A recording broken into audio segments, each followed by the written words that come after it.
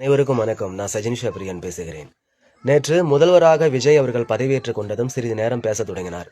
பொதுவாக cinema audio லான்ச்சில் என்ன பேசுவாரோ அதேதான் முதல்வராக பதவியேற்றுக் கொண்ட பிறகும் அவர் பேசினார்.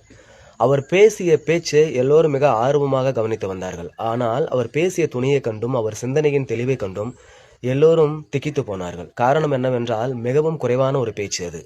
மிகவும் சிந்தனை தெளிவு கொண்டதாக இல்லை அந்த பேச்சு. முதல்வராக பதவியேற்கின்ற ஒரு நபர் எதை பேசியிருக்க வேண்டும், எப்படி பேசியிருக்க வேண்டும், எப்படியெல்லாம் அதை எடுத்து சென்றிருக்க வேண்டும் என்கின்ற தெளிவே இல்லாமல் அவர் பேசிவிட்டு சென்றிருக்கிறார். இது பலதரப்பட்ட மக்களிடையே, பலதரப்பட்ட அரசியல் விமர்சகர்களிடையே மிகப்பெரிய பிரச்சனையை பூதாகரமாக கிளப்பியது என்றே சொல்லலாம்.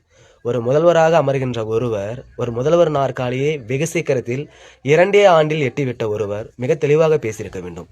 எதிர்கால பிரச்சனைகளை குறித்தும், எதிர்வரும் பிரச்சனைகளை குறித்தும், புது புது திட்டங்களை குறித்தும், புதுமையான நோக்கங்களை குறித்தும், புதுமையான பிரச்சனைகளை குறித்தும், அதை தான் கையாளுகின்ற விதத்தை குறித்து மிக தெளிவாக பேசியிருக்க வேண்டும். ஆனால் அவர் அதையெல்லாம் பேசவே இல்லை. சினிமாவில் பேசி பழக்கப்பட்ட அதே துணியில், அதே நடையில், அதே உடல் மொழியில், அதே குரல் மொழியில் அவர் பேசினார். அவர் பேசிய பேச்சு அத்தனை திடகாத்திரமாகவும் இல்லை, சிந்தனை வயப்பட்டதாகவும் இல்லை. ஏன் இப்படி பேசினார் என்று அவரிடம் கேட்க முடியாது. காரணம் என்னவென்றால் அவரிடம் இருக்கின்ற திறன் அவ்வளவுதான். அவரின் நுட்பமான அறிவே அவ்வளவுதான். விஜய் அதை தவறிவிட்டார் என்றேதான் பலதரப்பட்ட மக்கள் சொல்லுகிறார்கள். நானும் அதை தான் சொல்லுகிறேன்.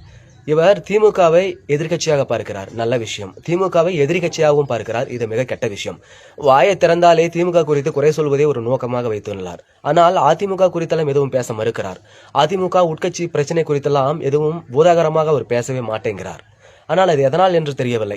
திமுக குறை சொல்கின்ற இவர் அதிமுகவை மிகவும் நல்ல கட்சி என்று மனதிற்குள் நினைத்துக் கொண்டுள்ளார். அதே மாதிரி ஜெயலலிதாவின் மீது மிகப்பெரிய அபிரிதமான மரியாதையை வைத்துள்ளார். திமுக தலைவர்கள் மீது மிக அதிருப்தியான ஒரு மரியாதை வைத்துள்ளார். உலகிலேயே 100 கோடி அபராதம் விதிக்கப்பட்ட ஒரே ஒரு உலகின் ஒரு முதல்வர் யார் என்றால் செல்வி ஜெயலலிதா அவர்கள்தான். வழக்கத்திற்கு மாறாக, வழக்கத்தை மீறி மிக அதிகமாக சொத்து சேர்த்ததால் அவருக்கு சிறை ஆயுள் தண்டனை விதிக்கப்பட்டது. அது மட்டுமல்ல, அபராத தொகை 100 கோடி விதிக்கப்பட்டது கர்நாடக உயர்நீதிமன்றத்தால். அதை டெல்லியின் உச்சநீதிமன்றமும் ஏற்றுக்கொண்டது. 100 கோடி ஊழல் குற்றவாளி யார் என்றால் செல்வி ஜெயலலிதா தான். ஏன் இவர் ஜெயலலிதா குறித்தெல்லாம் பேச மறுக்கிறார்? திமுக ஊழல் செய்துவிட்டது, திமுக ஊழல் கட்சி என்றெல்லாம் அவர் பேசுகின்ற இவர் தேர்தல் பரப்புரை கூட்டங்களில் முக்கால்வாசி திமுக குறித்து தான் அவர் பேசியிருக்கிறார். திமுகவினரும் பெரிதாக அலட்டிக் கொள்ளவே இல்லை. நாம் தமிழர் கட்சியினராவது இவரை போட்டு பொளந்து எடுத்தார்கள். ஆனால் திமுக தரப்பில் இவரை யாரும் சட்டை செய்யவே இல்லை, இவரை யாரும் சீண்டவே இல்லை. எப்படியோ முதல்வர் ஆகிவிட்டார். ஆனால் இவர் திமுகவின் ஊழல் குறித்து ஏன் வாய் திறக்க மாட்டேங்கிறார்? கஜானாவே காலியாகிவிட்டது என்று சொல்கிறார். சட்டென்று உடனே ஒரு அறிக்கை விடுகிறார் மு.க.ஸ்டாலின். கஜானாவில் போதிய இருப்பு உள்ளது என்று சொல்லுகிறார். கஜானாவில் இருப்பு உள்ளதா இல்லையா என்பதை தெரியாத பட்சத்தில் நீங்கள் எதுக்கு தேர்தல் வாக்குறுதிகள் நிறைவேற்ற முடியாத சாத்திய கூறுகளை எல்லாம் முன்வைத்து பேசுகிறீர்கள்? பேசியிருக்க கூடாது தானே? எப்போதுமே திமுகவை குறை சொல்லி இருக்கின்ற நீங்கள் தேர்தல் பரப்புரை கூட்டத்தின் போது குறை சொல்லியே வாதத்தை முன்வைத்தீர்கள். ஆட்சியை பிடித்த பிறகும் திமுகவின் மீது குற்றம் சுமத்துவது எதற்காக? திமுகவின் மீது குறை சுமத்த தொடங்கினால் நீங்கள் எங்கே சாதிக்கப் போகிறீர்கள்? நீங்கள் புதிதாக செய்வதற்கும் புதிதாக செய்து முடிப்பதற்கும் எதுவுமே இல்லாமல் போய்விடுகிறது இல்லையா? விஜய் ஆட்சி அமைத்திருப்பது திமுகவின் தயவால், திமுகவின் கூட்டணி கட்சிகளால். இவர் இதே போல திமுக மீது குறை சொல்லிக் கொண்டிருந்தால் இவர் ஆட்சி சட்டென்று கவிழ்வதற்கு வாய்ப்பு உள்ளது. 5 ஆண்டுகளை இவர் முடிக்கவே மாட்டார் என்று தோன்றுகிறது. ஆட்சியில் பதவியை ஏற்றுக்கொண்டதும் பெரியாருக்கெல்லாம் மரியாதை செய்தார்.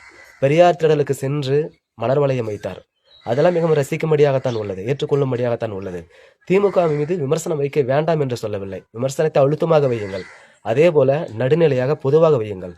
அதைதான் எல்லோரும் ஏற்றுக்கொள்வார்கள். உங்களை இன்னும் வெகுவாக ரசிப்பார்கள்.